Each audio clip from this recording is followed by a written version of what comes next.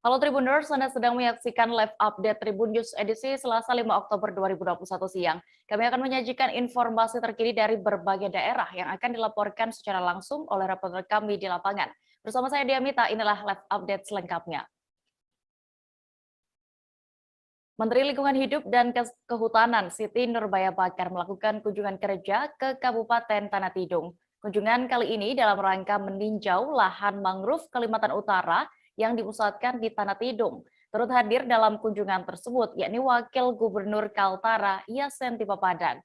Informasi lengkapnya akan disampaikan oleh rekan jurnalis Tribun Kaltara Risnawati yang kini sudah tersambung bersama kami. Halo Risna. Halo, Dea.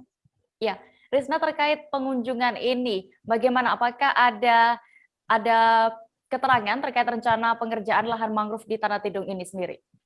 Ya, untuk rencana pengerjaan sendiri tidak ada informasi yang lebih akurat dari Menteri LHK. Hanya saja dalam rencana pengerjaannya akan dilakukan secara ekonomis, kata Ibu Nurbaya. Kemudian juga untuk pusat mangrove Kaltara di KTT sendiri akan ada 2 titik yang disediakan. Pertama ada di seberang berada di dekat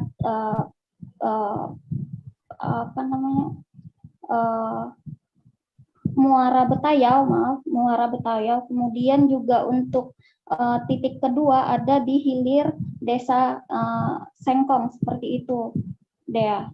Ya, lalu bagaimana terkait komentar dari Menteri LKH sendiri soal pembebasan lahan pusat pemerintahan Tanah Tidung?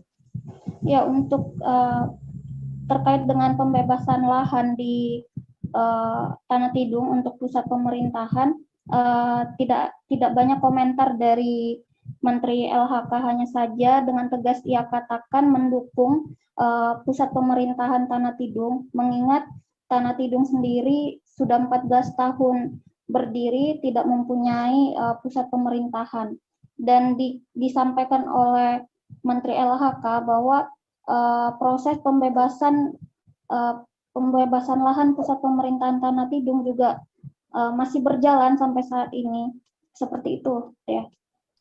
Lalu dari Wakil Gubernur Kaltara sendiri, apakah juga memberikan keterangan terkait pembebasan lahan pusat pemerintahan Tanah Tidung ini, Risna? Ya, untuk Wakil Gubernur Yasenti Papadan sendiri juga memberikan komentar sedikit terkait dengan pembebasan lahan pusat pemerintahan Kabupaten Tanah Tidung, yang mana ia katakan sudah memberikan usulan ini sejak 3 bulan lalu kepada menteri-menteri terkait. Kemudian juga Bapak Yansen juga berpesan kepada masyarakat Tanah Tidung untuk bersabar menunggu kabar baik dari pemerintah pusat. Kemudian juga dia meminta kepada warga Tanah Tidung untuk mendukung penuh terkait dengan program yang tengah dilaksanakan oleh pemerintah Kabupaten Tanah Tidung. Seperti itu, Dea. Baik. Terima kasih rekan jurnalis Tribun Kaltara, Risnawati melaporkan dari Tanah Tidung. Selamat kembali bertugas. Dari Kaltara kita menuju ke Jawa Timur, Tribuners. Bupati Pamekasan, Badrut Tamam, kembali memperluas tempat tangguh bencana sebagai upaya memutus penyebaran COVID-19. Kali ini Pemkab Pamekasan meresmikan pedagang kaki lima tangguh bencana atau yang disingkat Gang Tanah dan komunitas tangguh bencana atau Montana di eks lahan RSUD Jalan Kesehatan. Detail informasinya terkait hal ini akan disampaikan oleh rekan wartawan Tribun Madura, Kuswanto Ferdian yang kini sudah bergabung bersama kami. Halo Kuswanto. Halo rekan Dia, selamat siang bersama dengan saya Kuswanto Ferdian, reporter tribunmadura.com di Kabupaten Pamekasan. Iya, Kuswanto, bisa Anda informasikan apa sebenarnya tujuan Pemkab Pamekasan ini yang tadi diinformasikan bahwa telah meresmikan Gang Tanah dan juga Montana? Baik, terima kasih rekan Dia. Jadi Pemkab Pamekasan kemarin sudah meresmikan pedagang kaki lima tangguh bencana dan juga komunitas tangguh bencana. Ini dilakukan sebagai upaya untuk melindungi para pedagang kaki lima dan juga para komunitas sepak bola ya. Jadi komunitas yang diresmikannya adalah komunitas sepak bola supporter Madura United, yaitu Taretan Tibi. Pemkab Pamekasan ingin memberikan perlindungan kepada mereka agar tidak terpapar vaksinasi COVID-19. Nah, kemarin itu saat Pemkab Pamekasan yang dihadiri langsung oleh Bupati Pamekasan ketika meresmikan langsung pedagang kaki lima tangguh bencana dan juga komunitas tangguh bencana juga dilakukan vaksinasi ya. Ini juga dilakukan, kenapa diresmikan sebagai Gang Tanah dan Montana, jadi ini juga sebagai strategi Pemkab Pamekasan agar mempercepat mencapai vaksinasi sehingga terbentuknya herd immunity di masyarakat. Karena dalam waktu dekat rekan Dea, Pemkab Pamekasan akan melaksanakan yang namanya MTQ ke-29 Jawa Timur yang tuan rumahnya adalah Kabupaten Pamekasan, sehingga vaksinasi ini sangat dikebut menyasar berbagai kalangan. Nah, sebelumnya, sebelum diresmikan pedagang kaki lima tangguh bencana dan juga komunitas tangguh bencana, Pemkab Pamekasan juga telah meresmikan yang namanya Masjid Tangguh Bencana, Pondok Pesantren Tangguh Bencana, terus Santri Tangguh Bencana, dan juga Pasar Tangguh Bencana. Jadi semuanya sudah diresmikan menjadi tempat-tempat yang tangguh dari bencana COVID-19. Begitu rekan Dea. Ya, setelah diperluas kembali ya tempat-tempat tangguh bencana ini seperti tadi juga menjadi pedagang kaki lima tangguh bencana dan juga komunitas tangguh bencana. Nah, berarti PKL ini harus melakukan apa sebelum berjualan? Baik rekan Dea. Nah, sejak pandemi COVID-19 melanda di Kabupaten Pamekasan ya, PKL Pamekasan itu pada tahun sekitar 8 bulanan ya, sekitar 8 bulanan lebih, para PKL ini tidak diperbolehkan berjualan rekan Dea. Yang mulanya mereka bisa berjualan di area pinggir jalan, jadi selama 8 bulan sebelumnya mereka tidak diperbolehkan karena pandemi COVID-19 di Madura, khususnya di Pamekasan lagi melonjak saat itu. Nah, saat ini kan Pamekasan sudah memasuki level 1 ya, PPKM level 1. Sehingga pemerintah Kabupaten Pamekasan dalam waktu dekat juga akan merencanakan membuka tempat Car Free Day yang sebelumnya sudah ditutup dan juga akan membuka sentra PKL dalam waktu dekat. Namun, syarat yang harus dipenuhi oleh para pedagang kaki lima, mereka harus selesai melakukan vaksinasi.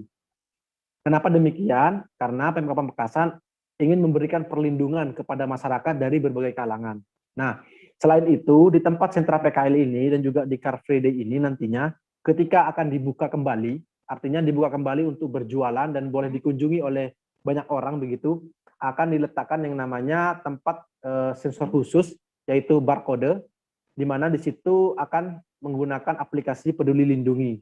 Sehingga bagi para pedagang yang ingin berjualan di sentra PKL, baik juga di tempat Car Free Day, mereka harus sudah melakukan yang namanya vaksinasi dan sudah melewati yang namanya barcode dari Peduli Lindungi itu.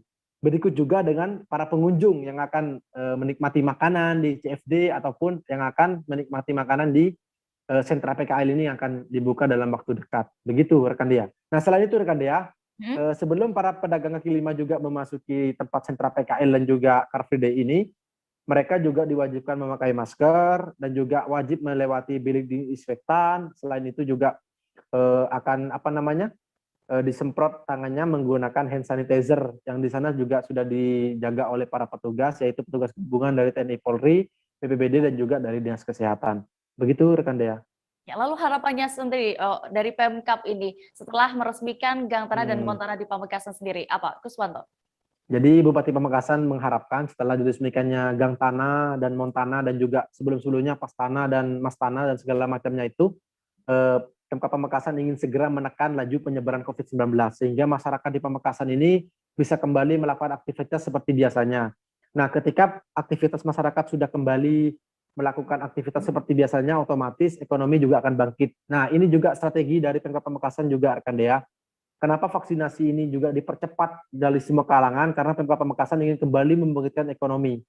Karena juga dalam waktu dekat ini kan akan dilaksanakan MTQ ya, sehingga PKL dan juga sektor-sektor IKM dan UMKM yang ingin berjualan kembali itu akan diberikan wadah supaya mereka juga bisa menikmati momen suasana MTQ yang tuan rumahnya adalah Pamekasan. Karena sudah sejak 50 tahun nih Pamekasan belum jadi tuan rumah MTQ, sehingga percepatan vaksinasi ini segera dilakukan oleh pemerintah Kabupaten Pamekasan supaya masyarakat itu bisa tercapai herd immunity atau kekebalan tubuh. Begitu rekan Dea.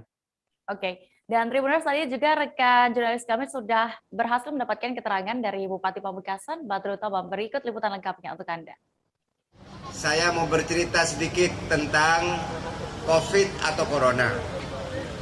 Di bulan Juni, Juli, Agustus, di sekitar rumah kita ada banyak pengumuman berita duka. Ada nggak? Yes, dijawab dengan tegas ini.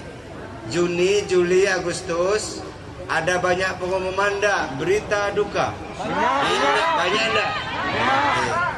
Berarti corona ini ada apa enggak? Kalau ada, kira-kira kita ini pengen bebas enggak dari corona? Kalau pengen bebas dari corona, syaratnya dua. Yang pertama, taati protokol kesehatan. Yang kedua, ayo kita vaksin bareng-bareng.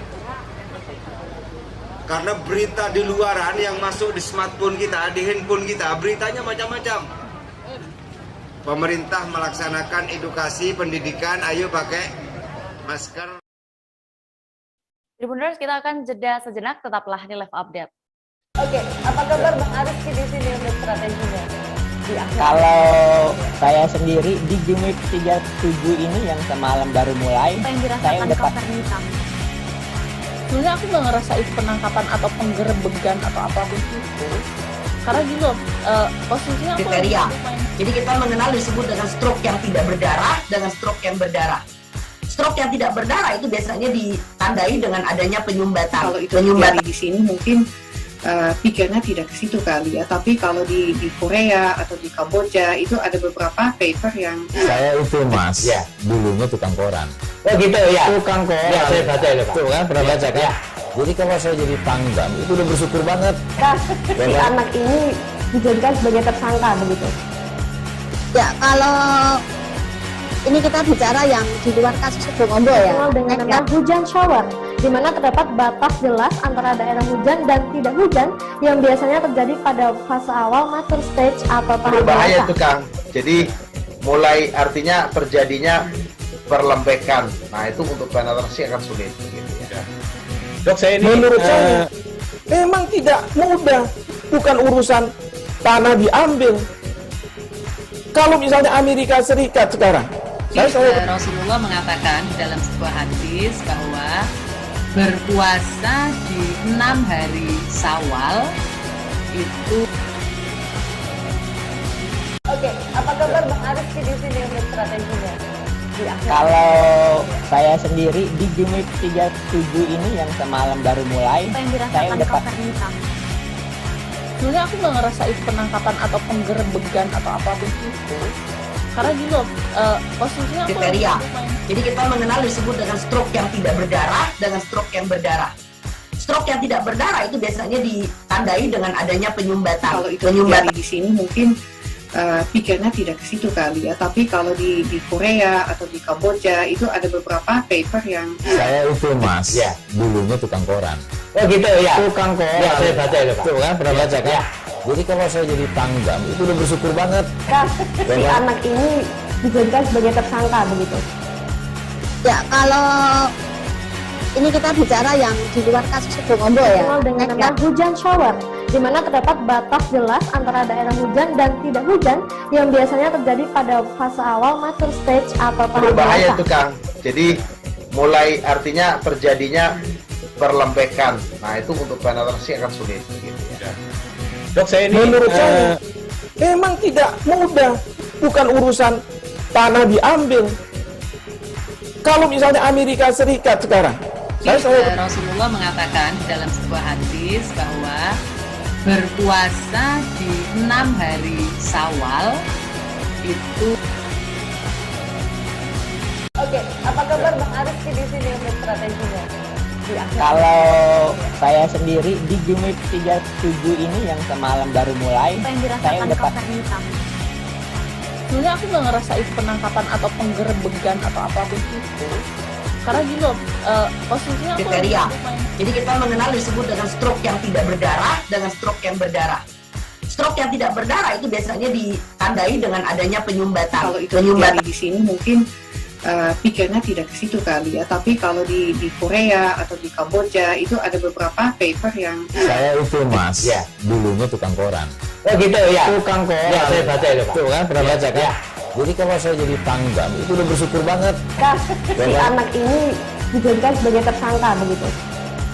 Ya, kalau ini kita bicara yang di luar kasus Bongombo ya. Dengan nama hujan shower, di di mana terdapat batas jelas antara daerah hujan dan tidak hujan yang biasanya terjadi pada fase awal mature stage atau tahap Berbahaya dewasa. itu Kang. Jadi mulai artinya terjadinya perlembekan. Nah itu untuk penetrasi akan sulit. Gitu ya. Dok, saya ini menurut saya memang tidak mudah, bukan urusan tanah diambil. Kalau misalnya Amerika Serikat sekarang, Rasulullah mengatakan dalam sebuah hadis bahwa berpuasa di 6 hari Syawal itu. Oke, apa kabar Bang Arief di sini untuk strateginya? Kembali di live update, kita menuju ke Lampung, Tribuners. Kejari Pringsewu telah menetapkan tersangka atas dugaan korupsi di Sekretariat DPRD Pringsewu. Pejabat Pelaksana Teknis Kegiatan atau PPTK Makan dan Minum Sekretariat DPRD Pringsewu, Sri Wahyuni telah ditetapkan sebagai orang yang paling bertanggung jawab atas perkara tersebut. Untuk mengetahui lebih detailnya, sudah bergabung bersama kami rekan wartawan dari Tribun Lampung, Komandos Didik Budiawan yang akan menyampaikan laporan. Halo Didik. Halo, selamat siang Dea. Ya, Didik, bisa Anda informasikan terlebih dahulu detail atau kronologi kasus korupsi belanja makan dan minum di Sekretariat DPRD Pringsewu? Oke, terima kasih. Dea. Kejari Pringsewu sejak April 2021 melakukan penyelidikan terhadap anggaran kegiatan DPRD Pringsewu tahun anggaran 2019 dan 2020 ya, di mana nilai pagu anggaran waktu itu sebesar 50 miliar rupiah. Rincinya tahun anggaran 2019 sebanyak 28 miliar dan pada tahun 2020 sebanyak 27 miliar. Penyidikan itu berdasar surat penyidikan Kepala Kejaksaan Negeri Pringsewu Ade Indrawan pada 8 April 2021 lalu. Dalam penyidikan tersebut, Pitsus Kejari Pringsewu telah melakukan pemeriksaan beberapa saksi, diantaranya pejabat di Sekretariat DPRD Pringsewu dan sejumlah anggota DPRD baik dari pimpinan maupun anggota. Dan pada 1 Oktober 2021 kemarin ya, penyidik Kejari Pringsewu telah menetapkan 1 orang tersangka yang dianggap paling bertanggung jawab atas dugaan korupsi tersebut, yaitu seorang pejabat pelaksana teknis kegiatan berinisial Saudari SRW atau Sri Wahyuni. Itu dia. Ya, lalu apa modus tersangka dalam kasus ini, Didik? Lalu saat ini apakah tersangka sudah ditahan atau bagaimana? Iya, Dea. Dalam perbuatan tersebut, penyidik Kejari Pringsewu telah menetapkan kerugian negara sebesar 311 juta. Namun kerugian negara ini hanya pada satu kegiatan di Sekretariat DPRD Pringsewu berupa makan dan minum, alat kelengkapan DPRD dan kegiatan paripurna DPRD Pringsewu yang nilainya sebanyak 1 miliar. Dari perbuatan itu ditemukan modus tersangka dalam melakukan perbuatannya dengan mengadakan markup kegiatan. Ya, lalu saat ini tersangka sudah ditahan atau bagaimana? Dan dari Kejari sendiri, apakah sudah ada informasi terkait nanti proses hukum selanjutnya, Didik? Tersangka saat ini sudah ditahan ya. Kejari Pringsewu telah menetapkan tersangka ini sebagai tahanan kota, mengingat pertimbangan selama ini tersangka kooperatif dan kondisi kesehatan tersangka tidak baik yang dibuktikan dengan surat rekam medik. Selain itu, pihak keluarga tersangka juga telah membuat surat pernyataan supaya tersangka selalu kooperatif. Selain itu, tersangka juga telah mempunyai itikat baik untuk mengembalikan nilai kerugian negara itu dengan menitipkan uang senilai 295 juta ke penyidik Kejaksaan Negeri Pringsewu.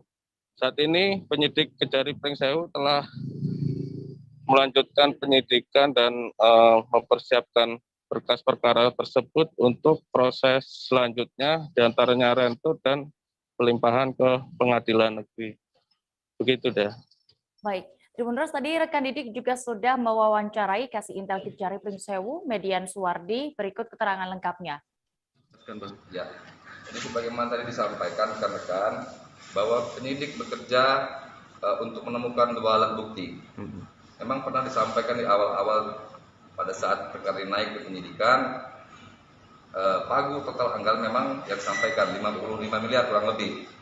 Namun ini juga pesan saya buat rekan-rekan jurnalis sebagai bentuk edukasi terhadap masyarakat di luar. Artinya tetap produk-produk jurnalis itu memiliki nilai edukasi yang baik. Jangan sampai di luar muncul spekulasi, kesalahpahaman masyarakat dalam membaca. Jadi untuk tadi jawab pertanyaannya, saya sampaikan untuk hasil perkembangan penyidikan yang ditemukan 2 alat bukti akhirnya terhadap 2 kegiatan tadi yang saya sampaikan, kegiatan yang dengan tersangka PPTK-nya. Di kegiatan makan minum ya Pak? Ya. Belum di kegiatan lain? Ya, artinya akan ada kemungkinan di kegiatan lain juga? Sementara ini sudah kita kembangkan sampai ke tahap sana, namun 2 alat bukti yang terpenuhi ada di kegiatan TSK SRW. Ya. Makan dan minum ini aja. Ya. Dengan nilai total? Tadi kalau pagunya 2019-2020 1 miliar 95.770.000 rupiah. Oke ya, makasih ya kawan-kawan ya. Dari Lampung kita beralih ke Sumatera Selatan, Tribuners. Kabupaten Ogan Ilir dan Palembang dihebohkan dengan masyarakat Ogan Ilir dan Palembang, maksud kami, dihebohkan dengan pengakuan seseorang yang mengaku mahasiswi Universitas Sriwijaya atau Unsri yang menjadi korban tindak asusila oleh oknum dosen. Kabar ini pertama kali mencuat di media sosial pada 25 September lalu dan hingga kini belum juga terungkap kebenarannya. Menanggapi kabar ini, BEM Unsri pun telah menghubungi pemilik akun Twitter yang mengaku mahasiswi Unsri tersebut. Dan untuk lebih jelasnya, akan disampaikan rekan wartawan dari Tribun Sumsel, Agung Dwi Payana yang kini sudah terhubung bersama kami. Halo rekan Agung. Ya, halo Dea dan juga Tribuners. Ya, Agung, bisa Anda informasikan terlebih dahulu bagaimana sebenarnya awal mula mencuatnya kabar dugaan tindak asusila di sebuah universitas ini? Ya, baik, dapat kami laporkan pada Sabtu 25 September lalu, jagat maya khususnya di wilayah Palembang dan Ogan Ilir dikejutkan oleh pengakuan seseorang yang mengaku mahasiswi korban tindak asusila oleh oknum dosen di perguruan tinggi tersebut. Yang bersangkutan mengaku menjadi korban pelecehan seksual, kemudian mengungkapkan curahan hatinya itu ke media sosial Twitter kampus tersebut, yakni di akun Twitter Unsri Fest. Setelah pengaduan dari seseorang mengaku mahasiswa itu, lalu di-capture oleh mahasiswa yang tergabung dalam forum Twitter tersebut dan disebarkan ke media sosial Instagram hingga viral dan hingga kini menjadi tanda tanya mengenai kebenaran kabar itu. Dea. Oke, lalu Agung, apakah sudah ada tanggapan dari pihak Civitas Akademika dari Universitas Sriwijaya sendiri saat ini? Ya, kami sempat mewawancarai pihak Civitas Akademika, dalam hal ini Wakil Rektor 3 Universitas Sriwijaya bidang kemahasiswaan dan alumni, yakni Iwan Setiabudi. Yang bersangkutan mengatakan bahwa hingga saat ini pihak Unsri sedang menyelidiki kebenaran video tersebut. Siapa, apakah benar mahasiswa tersebut berasal dari Unsri atau bukan, dan bahkan beberapa waktu lalu sempat disebutkan yang bersangkutan berasal dari salah satu fakultas di Universitas Sriwijaya. Namun hingga kini kabar mengenai identitas mahasiswa ini belum terungkap dan belum dapat dipastikan bahwa yang bersangkutan memang berasal dari Unsri. Dea. Iya, lalu kabarnya tadi sempat saya sebutkan juga di awal bahwa pihak dari BEM Unsri ini juga sudah sempat berkomunikasi dengan pemilik akun Twitter yang mengaku mahasiswa korban pelecehan itu. Apakah benar dan bagaimana, Agung? Ya, dari pihak Badan Eksekutif Mahasiswa atau BEM Unsri mengaku telah berkoordinasi dengan pemilik akun anonim atau akun samaran yang mengaku mahasiswi tersebut, disebutkan bahwa mahasiswi ini mengaku mendapat perilaku, maksud kami tindakan asusila, saat sedang menjalani bimbingan skripsi dengan dosen yang disebutkan di medsos tersebut. Namun hingga kini, pihak BEM belum bersedia memberikan keterangan lebih lanjut mengenai akun anonim tersebut, dan sama seperti pihak Rektorat Unsri, pihak BEM juga sedang mencari tahu kebenaran dan validitas informasi ini. Apakah benar yang bersangkutan berasal dari Unsri atau bukan? Dea. Iya. Lalu ini kan memang kabarnya isunya ini juga sudah viral di media sosial begitu ya. Lalu apakah maksud kami adalah isu ini tentang pelecehan seksual di Unsri ini apakah juga sudah sampai ke pihak kepolisian? Ya, dari pihak kepolisian dalam hal ini Polres Ogan Ilir sejauh ini baru menerima informasi dari media sosial. Belum mendapatkan informasi atau laporan secara resmi dari pemilik akun anonim tersebut. Polisi mengimbau jika ada yang merasa menjadi korban kejahatan dalam hal ini tindak asusila, segera melaporkan ini secara resmi ke pihak kepolisian. Namun karena ini belum dapat dipastikan kebenarannya, Polres Ogan Ilir kemarin atau pada Sabtu lalu telah memeriksa apakah benar mahasiswi tersebut berasal dari Unsri, dan jika benar, apakah yang bersangkutan ini berasal dari kampus di Palembang atau di Indralaya. Jika seandainya berada di Palembang, maka yang bersangkutan diarahkan untuk melapor ke Polrestabes Palembang. Namun jika berada di Indralaya, maka ranah hukumnya ada di Polres Ogan Ilir. Namun sejauh ini, polisi terus melacak akun anonim yang mengaku mahasiswi tersebut. Dea. Baik. Dan Tribuners tadi juga rekan Agung sudah mewawancarai langsung Iwan Setiabudi selaku Wakil Rektor 3 Unsri dan juga Syarifah, Menteri Pemberdayaan Perempuan BEM Unsri. Berikut liputan lengkapnya untuk Anda. Mainstream artinya ke media sosial, artinya nama Unsri sudah terbawa-bawa di sini dan menanggapinya BMKM. Selanjutnya langkahnya apa? Selain dari berkomunikasi. Langkahnya kami akan mencari tahu informasi dan kejelasan dari kasus ini. Karena kembali lagi, kami berkomunikasi hanya dengan akun fake, akun anonim yang belum tahu kejelasannya. Artinya kasus ini belum jelas dong? Iya, benar sekali, belum jelas, masih diusut dan masih dicari tahu kebenaran dan kevalidasian dari kasus tersebut. Ada dugaan pelecehan seksual dari Husni Jariah. Terkait dengan itu, kami masih menyelidiki kebenaran dari berita tersebut. Sejauh ini Pak, sudah ada hasil dalam penyelidikan tersebut? Sejauh ini belum ada. Jadi kami masih dalam tahapan, sekali lagi ini adalah penelusuran, ya, penelusuran terkait kebenaran berita tersebut. Kami membutuhkan data-data dan informasi lebih jauh tentang kebenaran berita tersebut. Pak Rektor, sudah ada pemanggilan untuk yang bersangkutan mahasiswi? Sejauh ini kami baru berkoordinasi ya dengan beberapa pimpinan terkait dengan pemberian tersebut untuk menentukan langkah-langkah selanjutnya.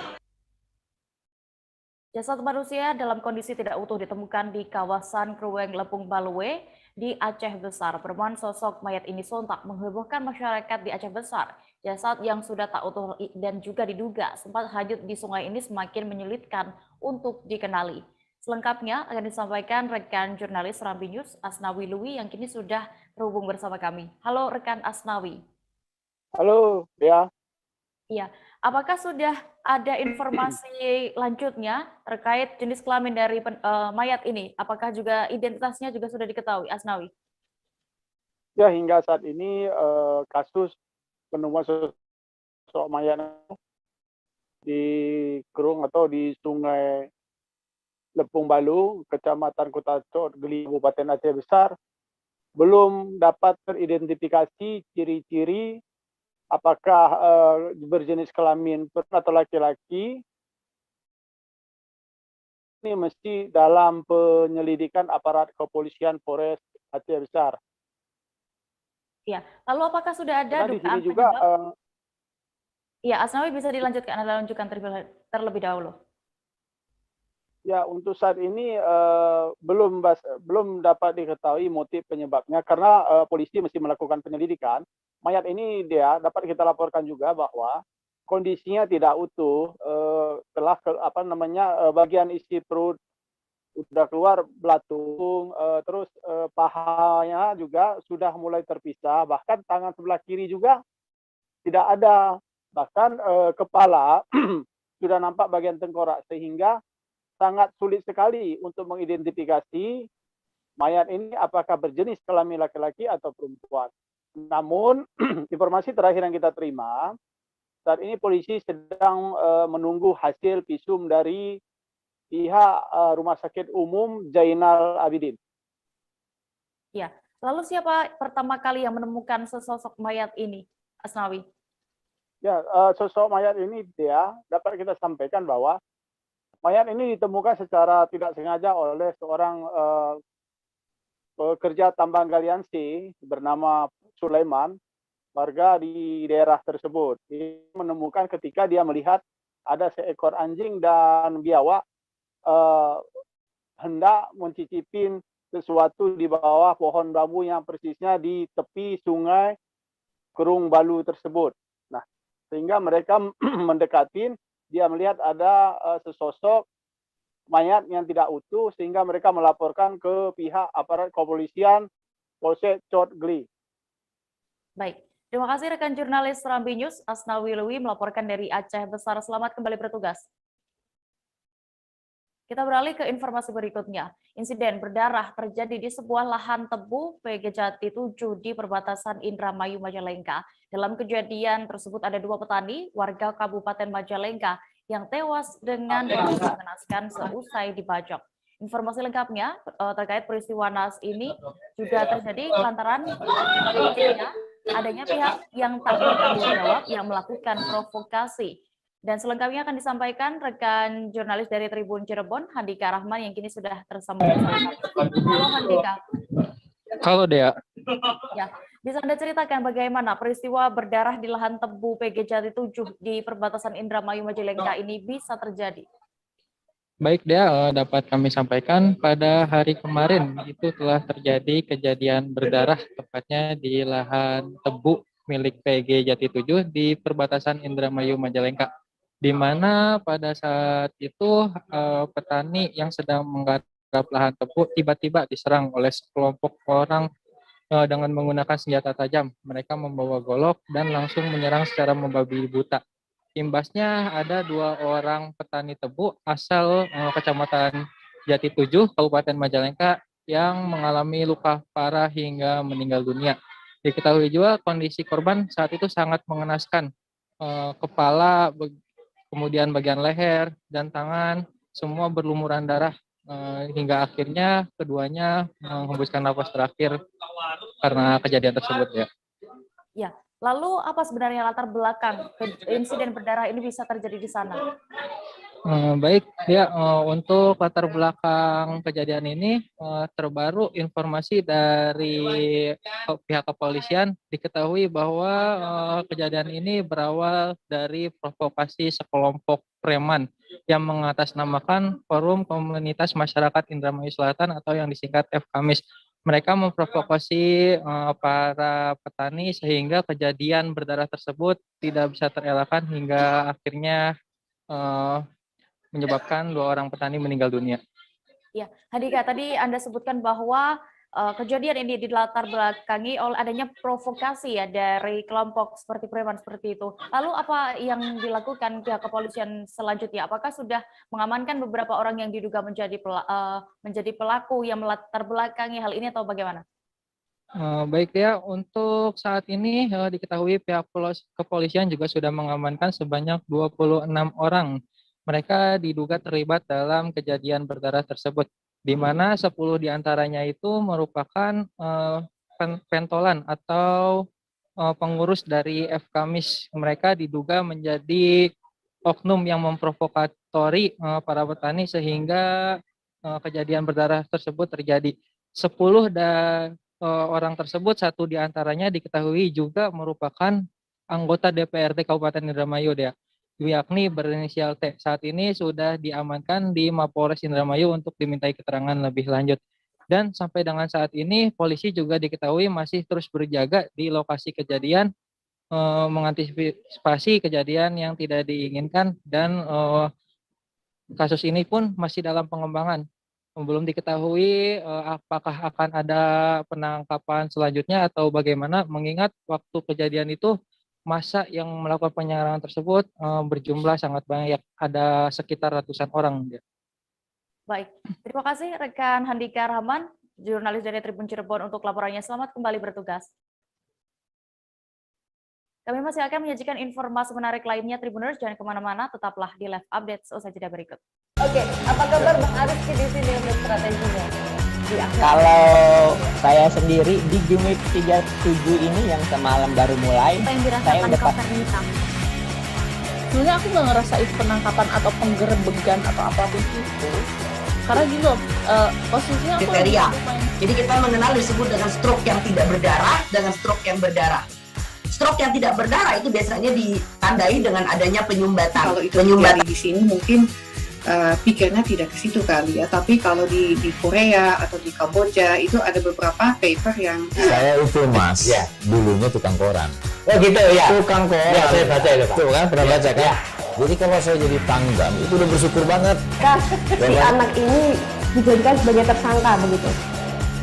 Ya, kalau ini kita bicara yang di luar kasus Sebongombo ya. Dikenal dengan nama hujan shower, di mana terdapat batas jelas antara daerah hujan dan tidak hujan yang biasanya terjadi pada fase awal mature stage atau tahap Berbahaya dewasa. itu Kang. Jadi mulai artinya terjadinya perlembekan. Nah itu untuk penetrasi akan sulit gitu ya. Dok, saya ini menurut saya memang tidak mudah, bukan urusan tanah diambil. Kalau misalnya Amerika Serikat sekarang, Rasulullah mengatakan dalam sebuah hadis bahwa berpuasa di 6 hari Syawal itu. Oke, apa kabar Bang Ariski di sini untuk strateginya? Kalau saya sendiri di Game Week 37 ini yang semalam baru mulai, Apa yang saya dirasakan udah Kak Fernita? Sebenarnya aku nggak ngerasain penangkapan atau penggerebegan atau apapun itu, karena gitu posisinya aku kriteria.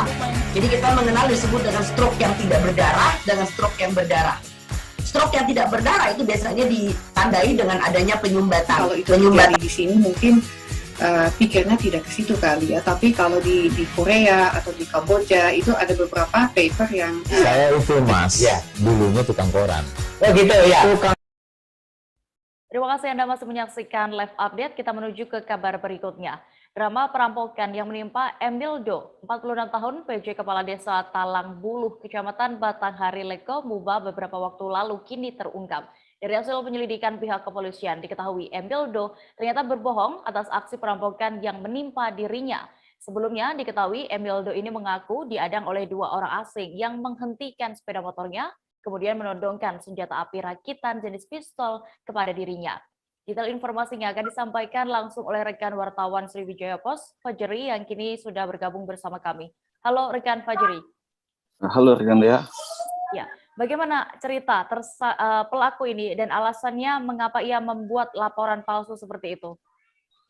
Terima kasih rekan Dea. Tersangka ini mengakui bahwa dirinya membuat laporan tersebut karena terdesak untuk kebutuhan sehari dan untuk menutupi dana pelatihan peningkatan kapasitas aparatur desa yang telah dihabiskan oleh tersangka untuk berfoya-foya. Kemudian dari hutang tersebut, PEJ Kades ini memiliki suatu cara untuk menutupinya. Salah satunya dengan adanya anggaran BLT dana desa dari pemerintah sebesar 38 juta. Ide untuk merekayasa tersebut muncul begitu saja dan tidak direncanakan oleh Emildo. Oleh karena itu dia langsung merekayasa perbuatannya untuk dipura-pura dirampok. Dea. Ya, berarti Emildo saat ini juga sudah langsung ya ditetapkan tersangka oleh pihak kepolisian. Dan setelah melakukan olah TKP, pelaku juga ditangkap. Bagaimana bisa disimpulkan bahwa ternyata ini merupakan penipuan? Barang bukti apa saja yang berhasil diamankan? Terima kasih, Dea. Pihak kepolisian menyatakan bahwa si tersangka Emeldo ini melakukan penipuan karena setelah tim dari Polsek Batanghari Lako turun, melihat ada kejanggalan karena pada saat kejadian tidak ada jejak-jejak seperti ban motor dan saksi-saksi diperiksa. Oleh karena itu, pihak kepolisian menetapkan tersangka. Kemudian dari tangan tersangka, polisi menyita sejumlah barang bukti seperti laporan polisi, 1 unit sepeda motor, kemudian HP Samsung, dan uang 38.055.000, Dea. Ya, lalu Fajri, untuk proses hukum selanjutnya pasal apa yang dikenakan kepada tersangka ini? Terima kasih, rekan Dea. Tersangka sendiri akan dijerat dengan pasal 242 ayat 1 KUHP pidana tentang laporan palsu dengan ancaman hukuman maksimal 7 tahun penjara, Dea. Baik, Tribuners, tadi juga rekan Fajri sudah berhasil mendapatkan keterangan dari Kapolres Muba, AKBP Alam Syah Pelupias. Berikut liputan lengkapnya untuk Anda. Ide itu muncul begitu saja, Pak. Terus, jadi untuk menutupi dana yang terpakai dulu, cuman itu yang ada untuk balik ke nyong. Berapa banyak kakak pakai? Berapa banyak duit yang kakak pakai? 38.707.000. Tim kita oleh polisi setelah dianalisa ternyata ada kejanggalan dari laporan yang dibuat oleh pelaku berinisial EM ini. Setelah ditelusuri, diselidiki, ternyata laporan yang disampaikan tidak sama dengan fakta atau kejadian yang terjadi. Dalam arti tidak ada kejadian, tapi yang bersangkutan melaporkan seolah-olah yang bersangkutan dirampok. Menetapkan bahwa pelaku berinisial EM ini diduga melakukan laporan palsu yang tadinya menurut yang bersangkutan dicuri, ternyata uang tersebut digelapkan atau diambil oleh pelaku ini sendiri. Alasan pelaku membuat atau mengkondisikan hal ini adalah karena kebutuhan ekonomi pelaku, dan dipakai untuk berfoya-foya menurut keterangan daripada pelaku.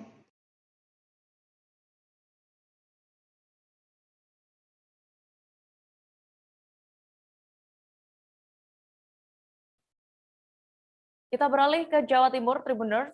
Seorang warga asal Teluk Betung Utara, Lampung hanya bisa tertunduk lesu saat dikelet anggota Res Narkoba Polda Jatim. Ia harus berurusan dengan polisi lantaran menjadi kurir pengiriman barang haram narkotika jenis sabu seberat sekira 1 kg. Saat diamankan, pelaku bersama anggota keluarganya yang sedang menginap di hotel kawasan Surabaya dengan dalih awal sedang berlibur. Untuk mengetahui lebih detailnya sudah bergabung bersama kami rekan wartawan dari Tribun Jatim, Luhur Pambudi yang akan menyampaikan laporan. Halo Luhur. Halo Dea, selamat siang. Ya, rekan Luhur, bagaimana bisa Anda informasikan awal mula kurir sabu ini bisa ditangkap Polda Jatim?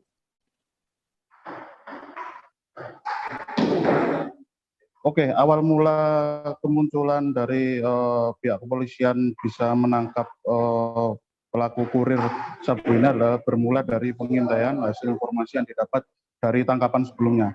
Dan pihak kepolisian di Tres Narkoba Polda Jatim mendapat informasi bahwasanya ada pengiriman narkoba jenis sabu yang akan dilakukan oleh salah seorang kurir. Jadi memang itu mekanisme untuk pengiriman barang haram tersebut jenis sabu itu dilakukan dengan metode ranjau yang diletakkan di kawasan jalan raya di kawasan Rungkut, kecamatan Rungkut, Kota Surabaya.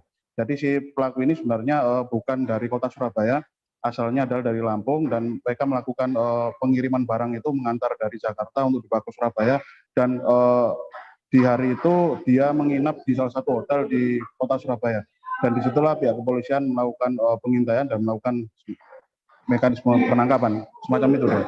Ya, Luhur, lalu modus pengemasan sabu seperti apa yang diperlukan pelaku ini dan bagaimana juga dengan modus yang digunakan pelaku saat mengirim paket itu?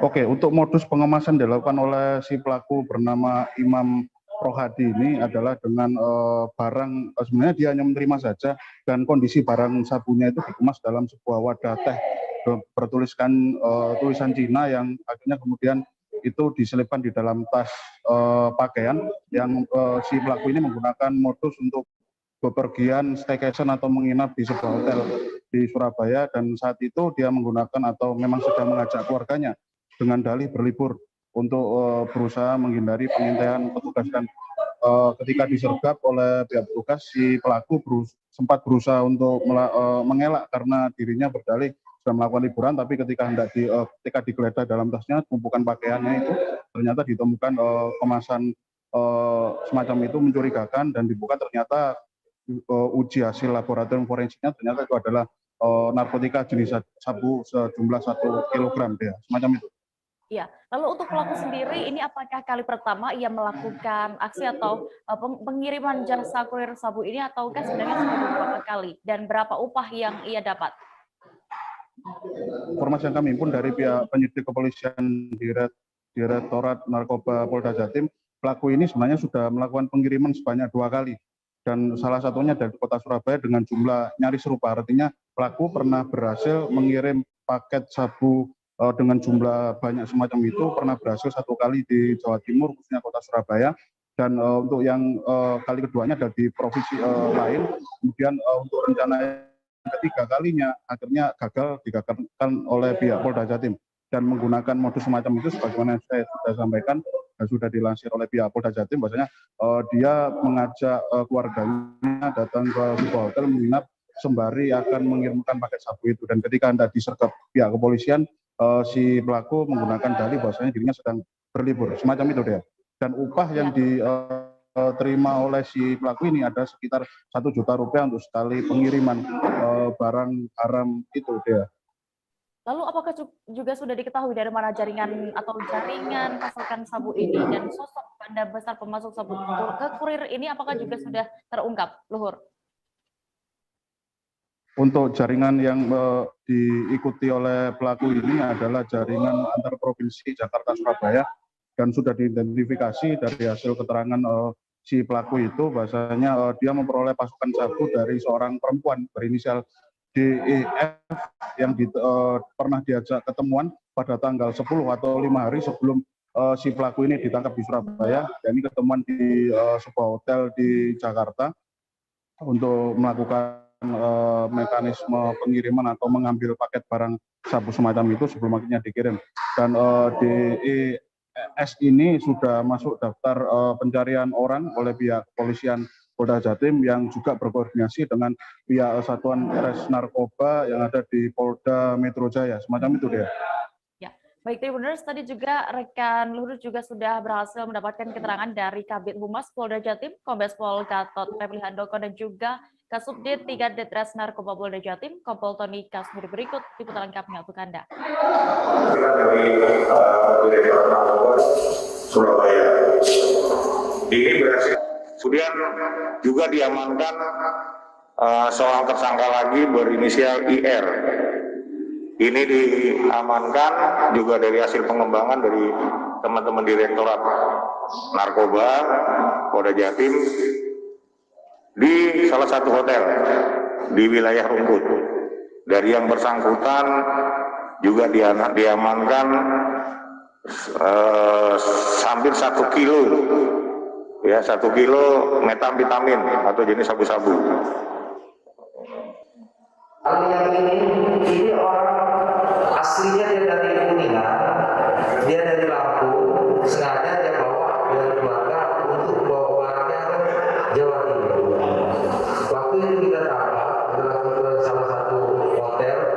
Beliau ini jadi motifnya dia seperti mau mengejarkan jual ngantar barang, berikut dari keluarga seperti berliburan seperti itu. Udah jelas ya. Modusnya dia berlibur tapi sebenarnya mengantarkan barangnya. Dia hanya mengantar, atau dia juga pengedar. Sementara dia mengantarkan. Kita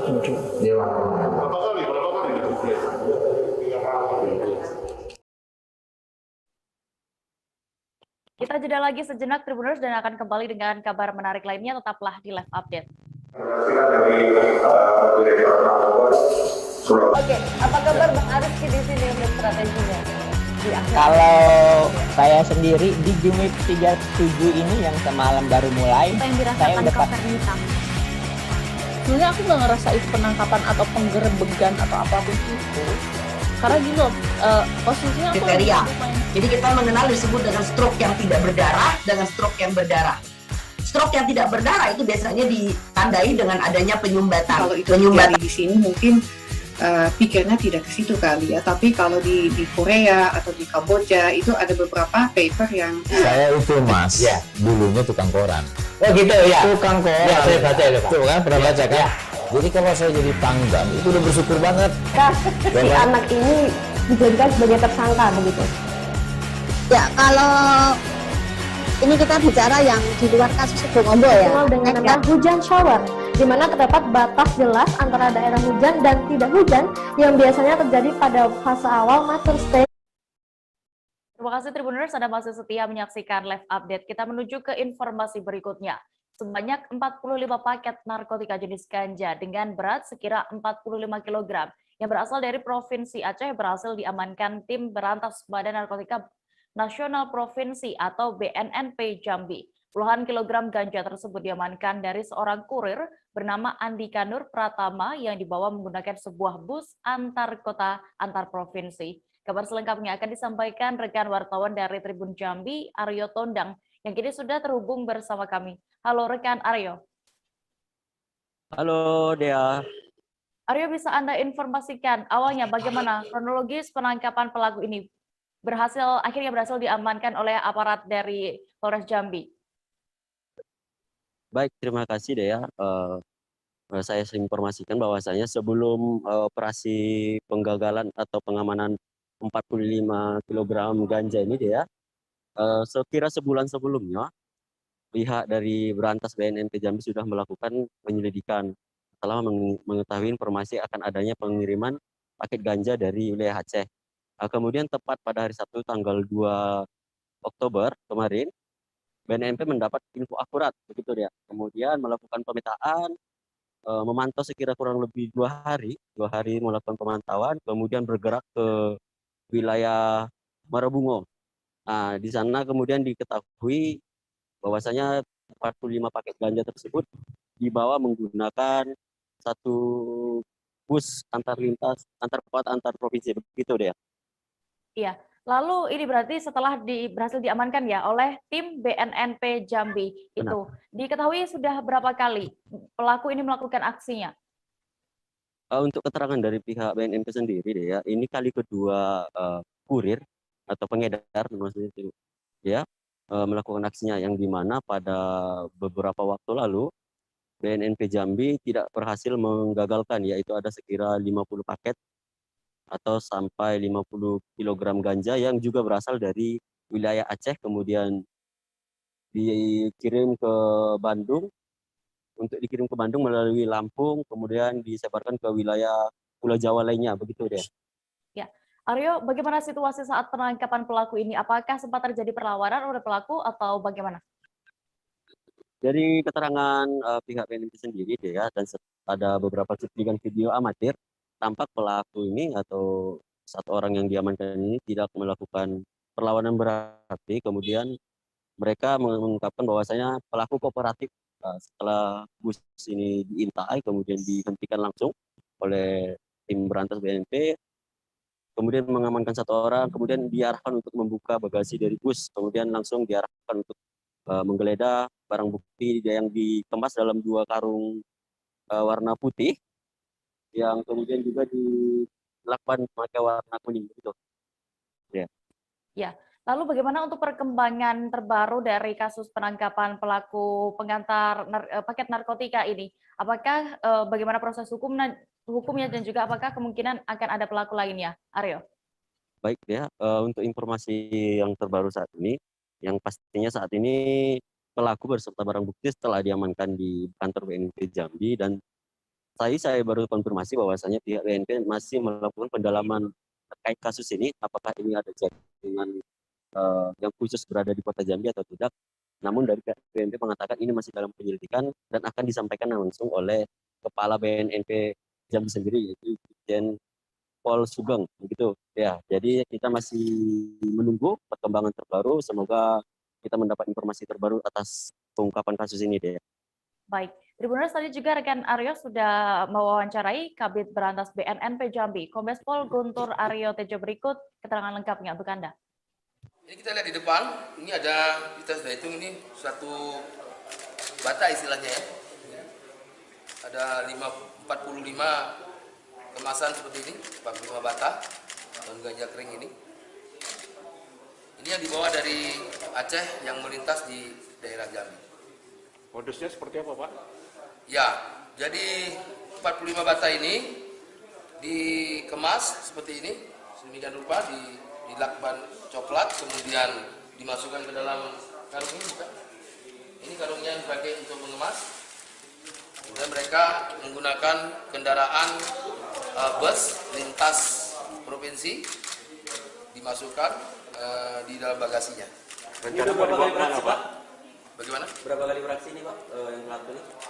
Iya, dari keterangan interogasi kita tadi di lapangan bahwa dia mengakui sudah 2 kali melakukan. Ini yang kedua. Rencana mau dibawa kemana, Pak? Rencananya akan diedarkan di daerah Jawa Barat. Yang pertama lolos berapa banyak ya, Pak?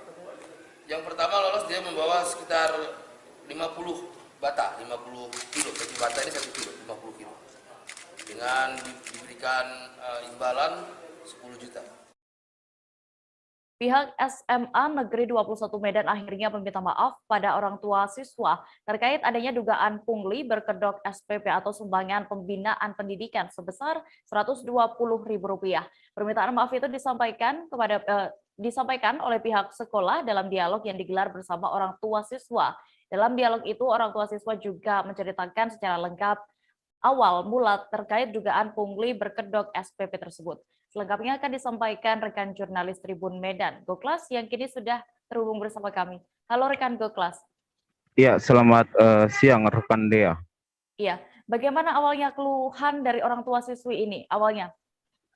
Nah, jadi awalnya orang tua siswi itu speak up ke media massa bahwa ia menduga adanya dugaan pungutan liar berkedok uang SPP sebesar 120.000.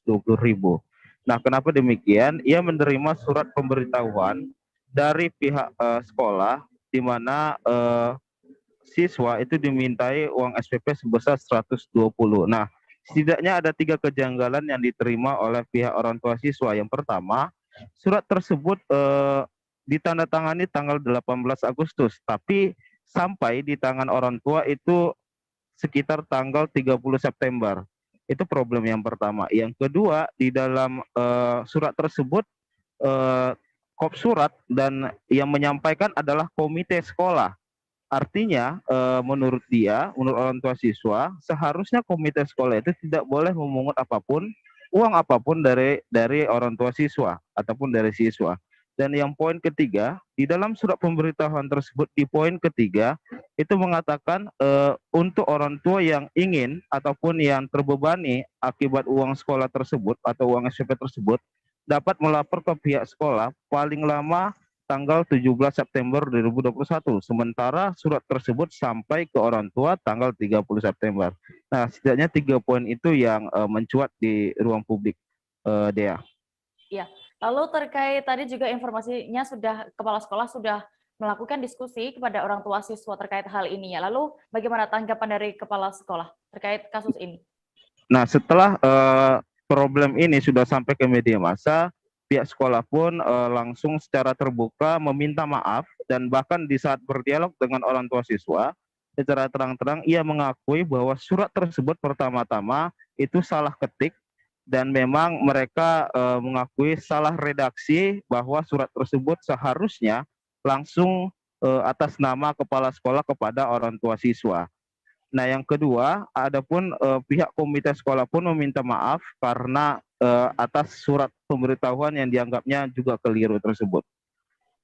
Ya, lalu apakah sudah ada solusi ke depannya terkait permasalahan ini, Goklas? Nah, berdasarkan dialog dengan orang tua siswa semalam, itu hasil dari dialognya adalah ke depan bagi orang tua siswa yang berkeberatan atas uang SPP sebesar 120.000 itu tidak akan dibatasi waktunya untuk mengeluh sampai pada tanggal 17 September saja. Artinya bagi orang tua murid yang merasa keberatan itu bebas kapan saja datang ke sekolah untuk menyampaikan keluh kesahnya. Dan yang kedua, untuk terkait format surat itu akan dicetak ulang dan akan kembali disebarkan kepada orang tua. Baik. Tribuners, tadi juga rekan Goklas sudah berhasil melakukan wawancara bersama Kepala Sekolah SMA 21 Medan. Sunario, berikut keterangan lengkapnya. Kemudian jika ada yang komplain dan konfirmasi, nah misalkan berasal dari keluarga miskin atau kurang mampu, nah ini kami terima dan diadakan pengurangan, bahkan bisa gratis ya, dengan catatan mereka itu membawa istilahnya bukti yang betul tertulis. Nah, ini bisa dari pihak lurahan atau kepala desa. Ya, demikianlah penjelasannya. Pak, untuk sebelumnya Pak, apakah ada orang tua siswa yang merasa keberatan sebelumnya Pak atas ada dimintakan pengunduran SPP ini Pak? Jadi selama ini berlangsung, yang keberatan itu setelah diberi penjelasan mereka sudah paham. Ada hanya beberapa orang saja, yang lain itu tidak dipermasalahkan. Dan harapannya ke depan gimana Pak? Dan harapan ke depan, nah ini ya mungkin dari kesalahannya kita belajar, akan kami perbaiki sebaik mungkin ya demi kemajuan anak bangsa dan mereka itu memperoleh pelajaran ataupun bimbingan yang sebaik-baiknya dan seluas-luasnya agar mereka bisa maju, bisa mencapai cita-cita mereka.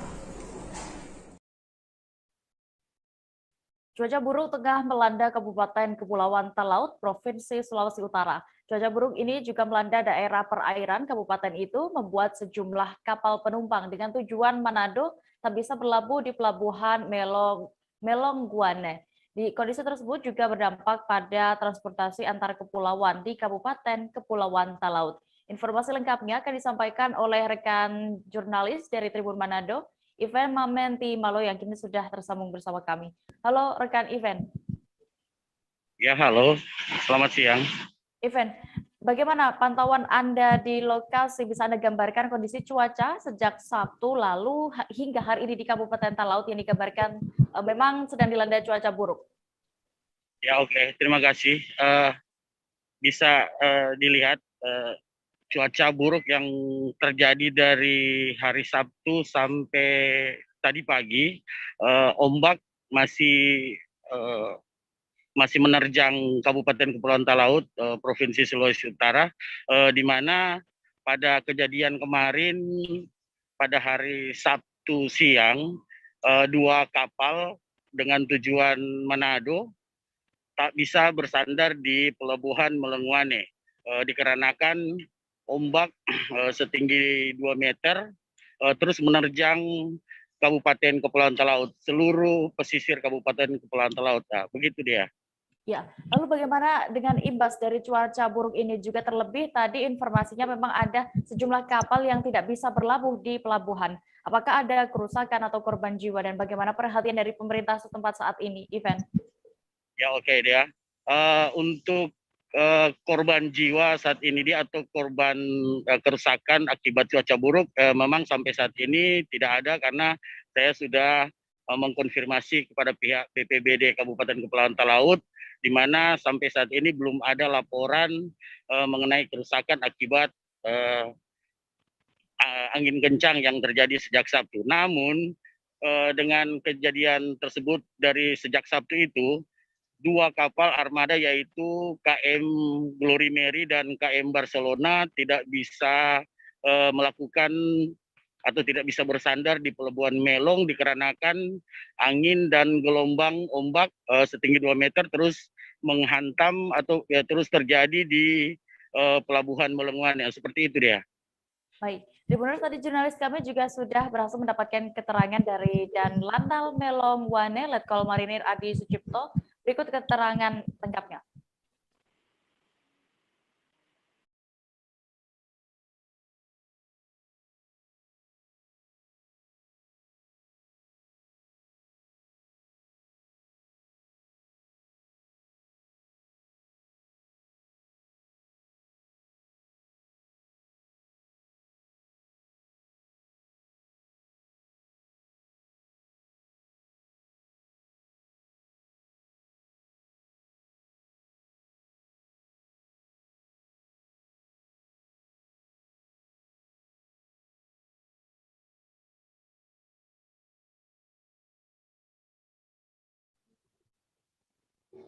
Wali Korong Talau Mundan Katapiang Kabupaten Padang Pariaman Harjoni mengungkapkan bahwa puluhan unit rumah milik warganya terdampak karena luapan air Sungai Batang Anai pada hari Rabu 29 September lalu. Beberapa unit rumah juga bahkan hanyut disapu luapan air sungai. Detail informasinya akan disampaikan langsung oleh rekan wartawan dari Tribun Padang, Wahyu Bahar, yang kini sudah bergabung bersama kami. Halo Wahyu. Halo Dea, halo Tribuners. Wahyu, bisa Anda informasikan kapan dan di mana tepatnya meluapnya air Sungai Batang Anai ini hingga mengakibatkan hanyutnya sejumlah rumah warga?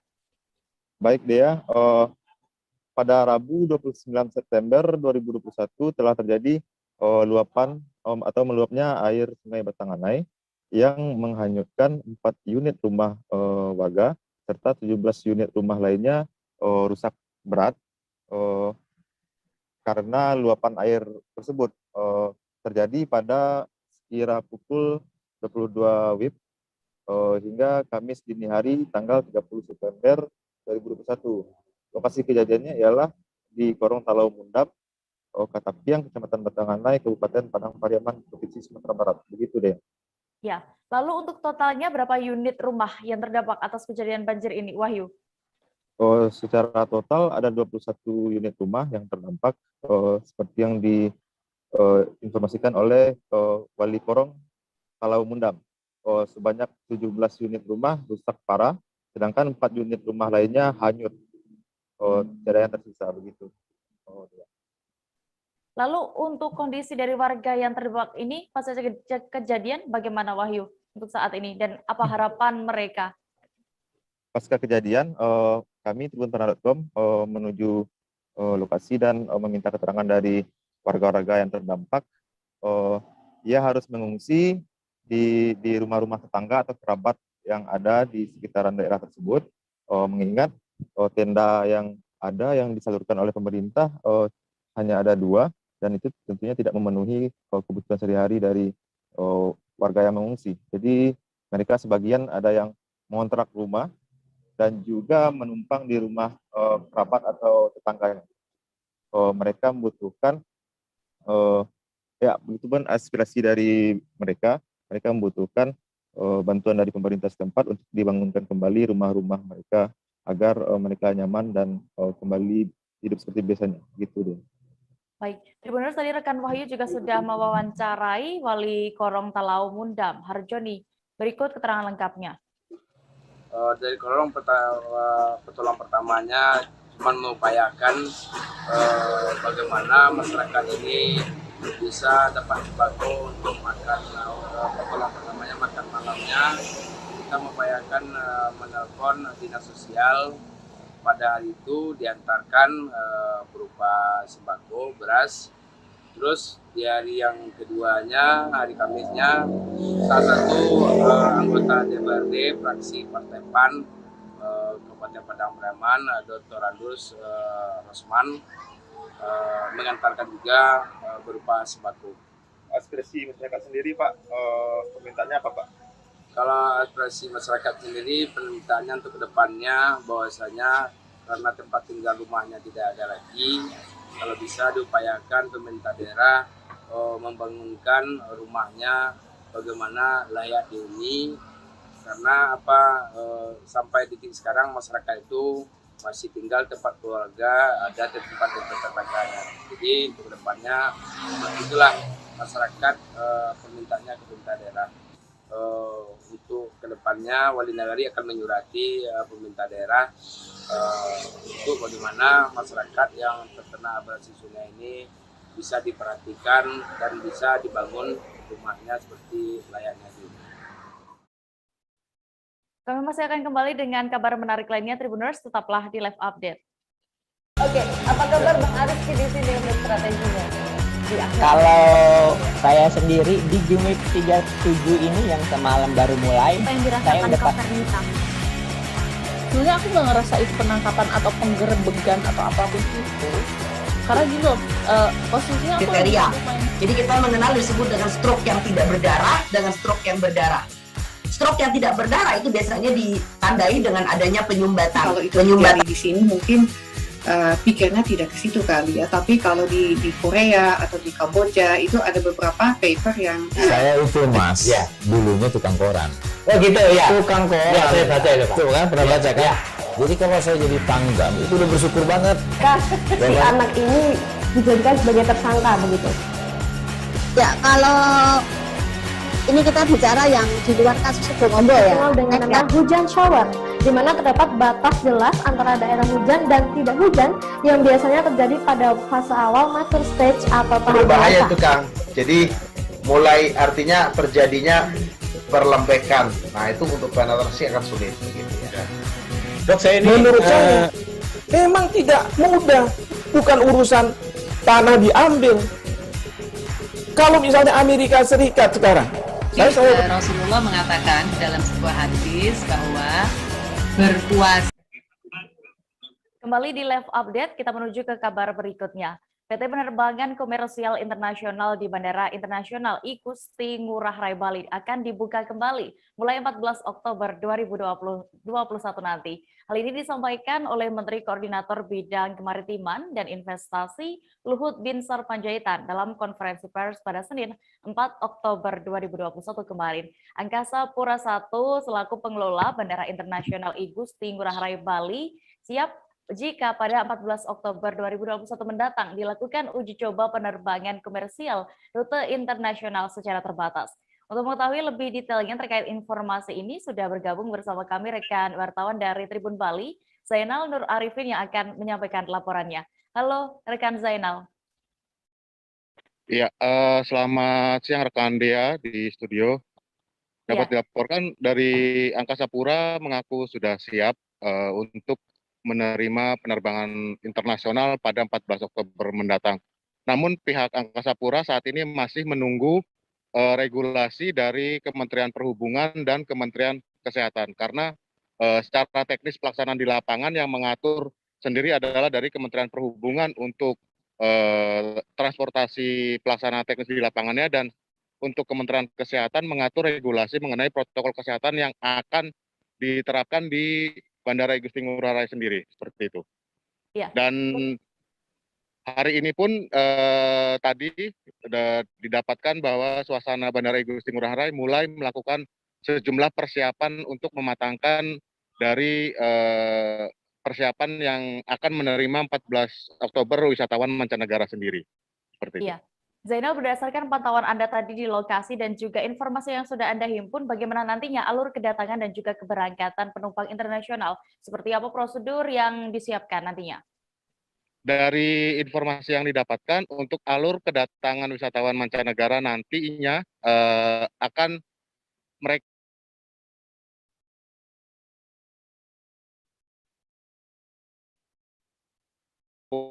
edisi elektronik declaration custom atau surat bea cukai, kemudian mereka juga harus menyiapkan hasil tes PCR yang dibawa dari bandara keberangkatan.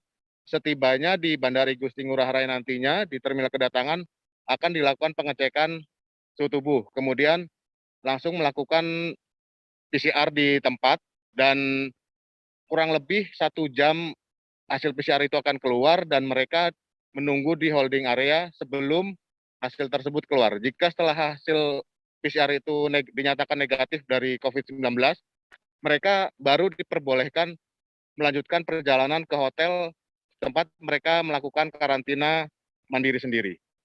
Sementara untuk dari alur keberangkatan hampir sama, alurnya seperti itu, tapi tergantung tujuan negara mereka kembali pulang. Baik, Tribuners, tadi juga rekan jurnalis kami sudah melakukan wawancara bersama Taufan Yudhistira selaku Stakeholder Relation Manager Angkasa Pura I Kantor Cabang Bandar Udara Internasional Igusti Ngurah Rai. Berikut keterangan lengkapnya. Yang pasti memang kami menunggu regulasi resmi dari Kementerian Perhubungan. Itu yang pasti yang pertama. Tetapi sambil menunggu hal tersebut kan memang Pak Luhut sudah menyampaikan bahwa Bandara Igusti Ngurah Rai Bali akan dibuka penerbangan internasional tanggal 14 Oktober. Nah, sambil menunggu regulasi tentunya kami sudah mempersiapkan segala sesuatunya yang memang harus kami siapkan. Misalnya lebih ke protokol kesehatannya, protokol kesehatan kepada para penumpang. Jadi ketika penumpang itu landing, apa yang harus dilakukan pertama kali? Jadi kami mempersiapkan thermal scanner di situ. Kemudian yang kedua, kami menyiapkan PC sebanyak kurang lebih 28 PC yang nantinya akan digunakan sebagai semacam aplikasi yang menyatakan bahwa jumlah penumpang yang datang, kemudian jumlah penumpang yang masuk hotel itu angkanya sama. Itu yang kedua. Kemudian yang ketiga adalah tempat KKP, kami sudah menyiapkan. Kemudian tempat bilik PCR, kami sudah menyiapkan sebanyak 20 bilik dengan 10 alat PCR, alat tes. Kemudian lanjut ke imigrasi juga sudah siap. Kemudian bea cukai juga sudah siap. Sekolah Dasar Negeri 13 Munting, Kecamatan Sukadana, Kabupaten Kayong Utara telah mempersiapkan dan menerapkan protokol kesehatan 5M di lingkungan sekolah. Dalam melaksanakan pembelajaran tatap muka atau PTM terbatas nantinya, pihak sekolah juga mempersiapkan diri terkhusus dalam menerapkan disiplin protokol kesehatan di lingkungan sekolah. Dan kabar selengkapnya terkait hal ini akan disampaikan rekan wartawan dari Tribun Pontianak, Jovi Lasta, yang kini sudah terhubung bersama kami. Halo Jovi. Halo rekan dia. Ya, berdasarkan pantauan Anda juga ke lokasi, bagaimana bisa Anda gambarkan penerapan protokol kesehatan persiapan di SD Negeri 13 Munting, Kecamatan Sukadana ini?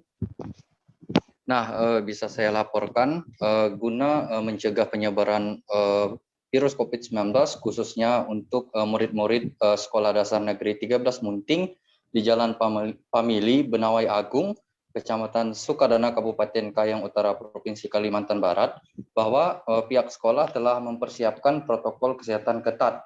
Nah, guna mendukung juga dan mensukseskan pembelajaran tatap muka secara terbatas yang dilakukan oleh pihak sekolah sampai saat ini. Kembali rekan dia. Ya, Jovi, lalu apa saja yang dipersiapkan dalam penerapan protokol kesehatan di SDN 13 Munting ini? Nah, untuk protokol kesehatan yang telah disiapkan berkaitan dengan 5M ya. Yang pertama itu tempat cuci tangan. Nah, pihak sekolah berdasarkan informasi yang saya dapat dari Kepala Sekolah SD 13 Munting, yaitu Ibu Eni Rohaeni, bahwa pihaknya telah menyiapkan sebanyak 6 tempat cuci tangan untuk di masing-masing depan kelas. Nah, dan juga di belakang kelas juga dipersiapkan oleh pihak sekolah, dan juga masing-masing tiap kelas itu disiapkan termogan dan juga hand sanitizer, serta tidak lupa pihak sekolah juga menyiapkan masker bagi siswa apabila diketahui salah satu siswa tidak membawa masker seperti itu. Nah, ini dilakukan sebagai upaya kampanye dan juga penerapan disiplin protokol kesehatan ketat.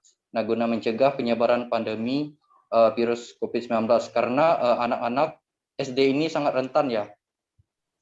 Untuk itu, pihaknya juga telah mempersiapkan sedini mungkin terkait dengan protokol kesehatannya. Kembali rekan dia. Ya, lalu dengan disiapkannya penerapan prokes di SDN 13 Munting ini, apakah berarti pihak sekolah sudah siap untuk melaksanakan PTM terbatas nantinya? Nah, berdasarkan informasi yang saya sudah dapat pada bulan lalu, tepatnya itu per tanggal 21 September tahun 2021, bahwa pihak sekolah telah melaksanakan pembelajaran tatap muka secara terbatas. Nah, namun ini dilakukan setiap kelas itu sebanyak 50% saja. Nah, misalnya jika satu kelas itu sebanyak 20 siswa, maka dipersilakan untuk melaksanakan pembelajaran tatap muka itu hanya 10 siswa saja. Nah, ini salah satu upaya untuk mencegah penyebaran pandemi virus COVID-19.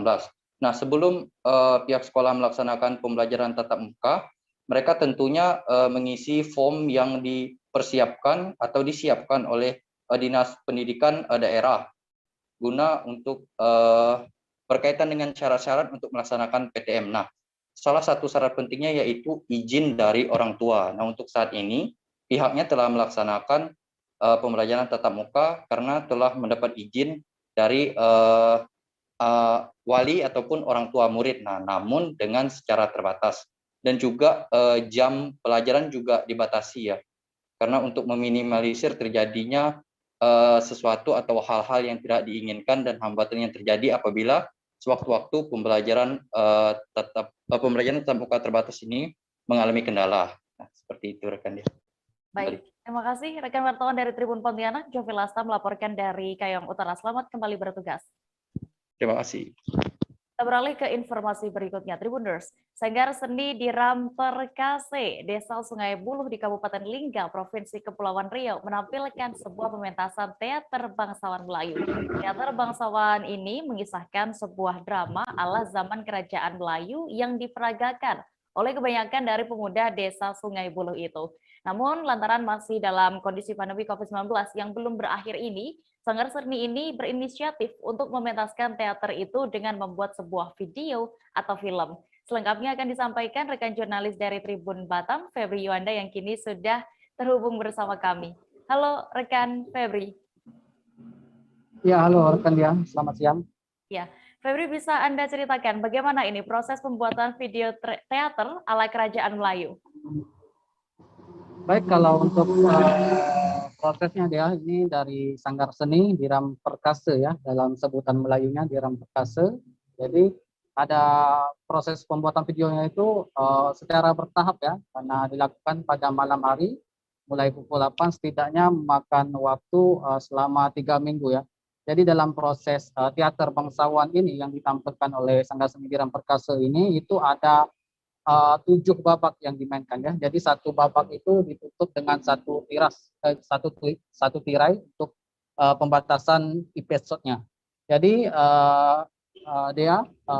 untuk ini sendiri ya, baru malam tadi ya tepatnya untuk syuting film ini baru selesai. Jadi itu untuk memakan waktu proses syuting ini 3 minggu ya, karena ada beberapa yang mereka persiapkan, baik itu dari dekorasi, karena ada beberapa dekorasi yang perlu disiapkan dari background penampilan ini. Ada itu dekorasi berupa gubuk rumah di dalam rumah, ada itu berupa di dalam kerajaan, ada juga di sebuah hutan. Begitu. Iya. Lantas ini saat ini karena masih pandemi, drama ini ditampilkan dengan format film atau video seperti itu ya. Lalu apakah sebelumnya Sanggar ini memang sering tampil secara langsung di teater seperti itu? Atau bagaimana, Febri? Baik, kalau untuk Sanggar Seni ini sendiri ya memang sering ya tampil dalam pertunjukan ataupun event-event besar ya, karena memang sebelum masa pandemi ini memang Sanggar Seni di Ramperkase ini cukup aktif ya, itu semenjak dari 2010 ya. Beberapa event yang mereka mainkan baik itu dari tingkat desa maupun sampai tingkat provinsi, juga tingkat nasional ya atau internasional. Juga mereka pernah menampilkan dalam acara itu Tamadun Melayu ya, antar bangsa, dan juga mereka menampilkannya setiap tahunnya, baik itu event setelah Lebaran, baik itu ada event yang mereka gelar itu untuk sekedar melestarikan ya budaya bangsawan Melayu ini. Jadi memang khusus untuk Sanggar Seni ini memang itu selalu aktif ya, khususnya dari sudah 11 tahun ya, dari 2010 itu menampilkan event-event. Biasanya memang ada event besar yang diundang baik itu event kecamatan, ada ulang tahun kecamatan, ataupun ada event pembuatan film pendek, ataupun itu event dari kegiatan Rampai Seni Budaya Melayu. Namun untuk saat ini tampak ya, untuk di Kabupaten Lingga ini sendiri itu sudah minim sekali ya untuk acara kegiatan budaya Melayu sendiri. Namun untuk Sanggar Seni ini sendiri tetap itu walaupun di masa pandemi COVID-19 tetap melestarikan budaya bangsawan Melayu. Begitu. Iya, karena ini juga Sanggar ini tim dari Sanggar ini sudah sering tampil di event-event besar seperti itu.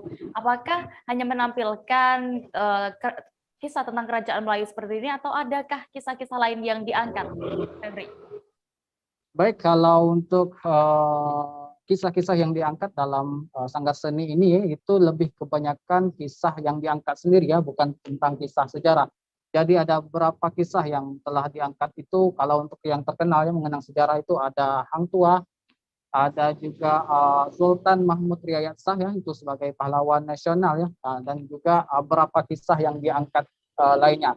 Terus itu mencerminkan kisah para orang dulu ya yang berada di zaman kerajaan. Untuk terakhir ini ya, itu dalam proses syuting ini itu mereka mengangkat judul dengan Sultan Berdarah Lanon, gitu deh.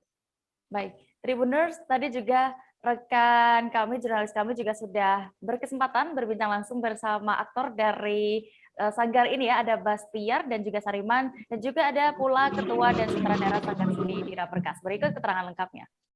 Jadi karena seni bangsawan ini intinya untuk melestarikan budaya dan untuk menghibur penonton. Jadi cerita yang saya susun, cerita kehidupan masyarakat di zaman kerajaan dulu yang tetap bernuansa bangsawan, masih di dalam lingkungan kerajaan. Cerita rakyat digabung dengan cerita kerajaan. Sampai sekarang, alhamdulillah kami tetap eksis, tetap aktif di bidang seni bangsawan ini. Jadi kami dari Sanggar Seni Dira Perkasa melakukan atau mengambil